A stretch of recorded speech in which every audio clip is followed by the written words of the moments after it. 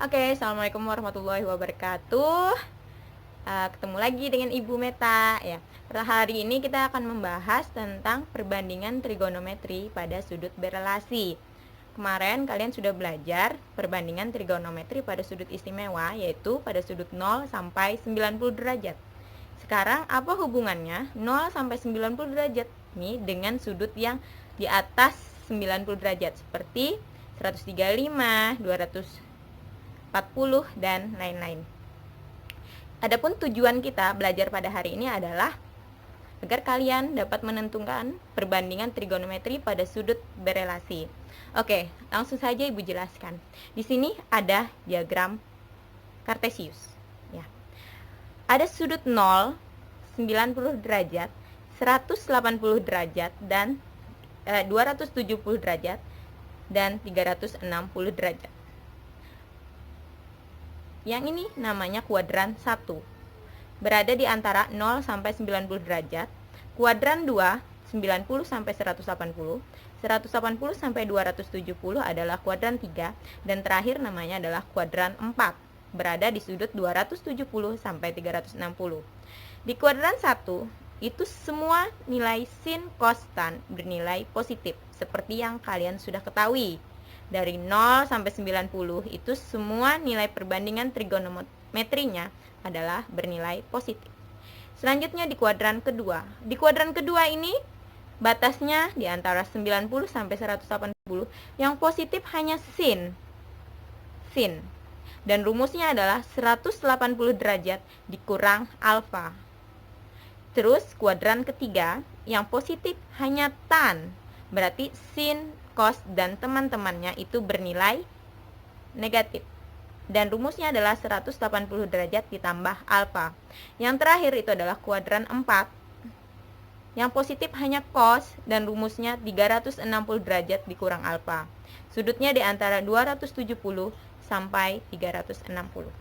Ini adalah rumusnya dan ini adalah patokannya untuk menjawab soal selanjutnya. Oke. Kita akan lanjut ke soal berikut. Di sini ada contoh soal cos 150 derajat. Sekarang cos 150 derajat itu ada sama dengan cos 150 derajatnya kita akan rubah dia sesuai kuadrannya. Di sini 150 derajat berada di mana? Apakah di kuadran 1, kuadran 2, kuadran 3 atau kuadran 4? 150 itu berada di kuadran 2, yaitu di antara 90 sampai 180. Di mana rumusnya adalah 180 derajat dikurang alfa. Sekarang 150 ini kita rubah menjadi 180 derajat dikurang berapa anak-anak supaya hasilnya 150?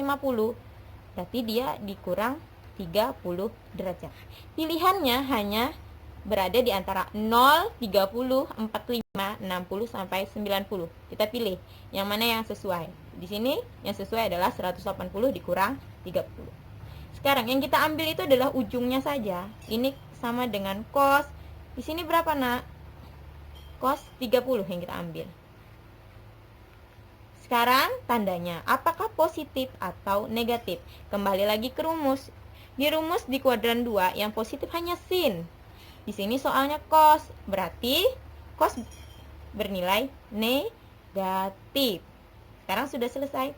Ini negatif, cos 30 sesuai hafalan kalian. Cos 30 adalah setengah akar 3.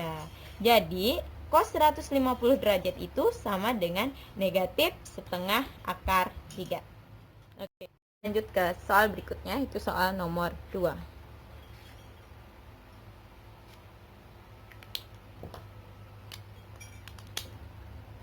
Kita akan menghitung tan 240 derajat. Sama seperti soal nomor 1. Ini adalah tan 240-nya kita rubah. Kita lihat 240 ada di kuadran mana?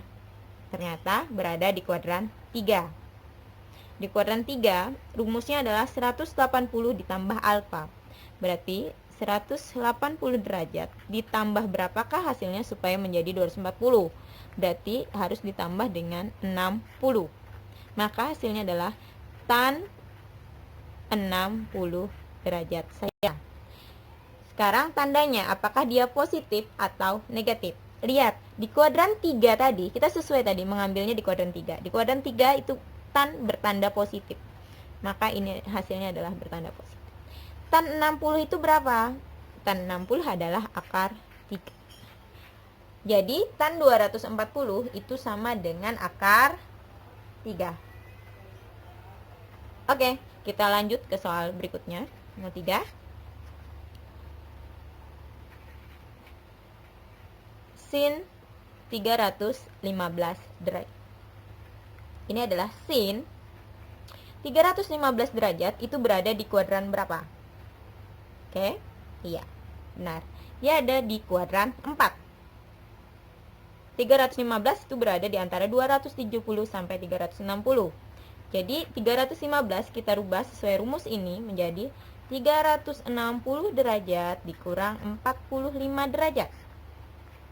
Jangan dikurang. Kalau dikurang kita akan kembali ke atas lagi. Jadi cukup ambil yang ujungnya saja.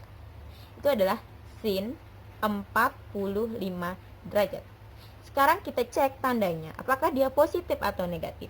Lihat di kuadran 4. Di kuadran 4 yang bernilai positif hanya cos. Berarti sin bernilai negatif. Jadi hasilnya adalah negatif. Sin 45-nya adalah setengah akar 2. Jadi sin 315 itu sama dengan negatif setengah akar 2. Ya. Cukup sekian penjelasan dari Ibu, semoga bermanfaat. Jika ada pertanyaan silahkan komen di bawah. Oke, Assalamualaikum warahmatullahi wabarakatuh.